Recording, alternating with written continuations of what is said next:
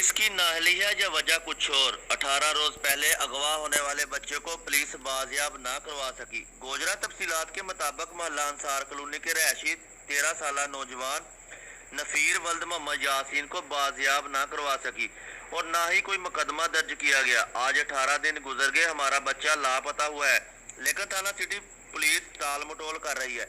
ऐसा कहना है बच्चे के वालिद का। मुतासरा खानदान ने मीडिया से बातचीत करते हुए कहा कि हम थाने के चक्कर लगा लगा कर थक चुके हैं, लेकिन हमारी कोई भी सुनवाई नहीं हुई। बच्चे के वालिद मोहम्मद यासीन ने कहा कि अली शान वगैरह नामी शख्स मेरे बच्चे को बरगला कर घर से गवाह करके ले गया। थाना सिटी पुलिस ने मुलजम अली शान के दोनों भाइयों को गिरफ्तार तो किया, लेकिन साजबाज होकर छोड़ दिया। मुतासरा खानदान ने वजीर आला पंजाब उस्मान बज़दार, IG पंजाब आरिफ नवाज और DPO टोबा टेक से वकास शोएब कराची से फौरी तौर पर नोटिस लेकर मदद की अपील की है।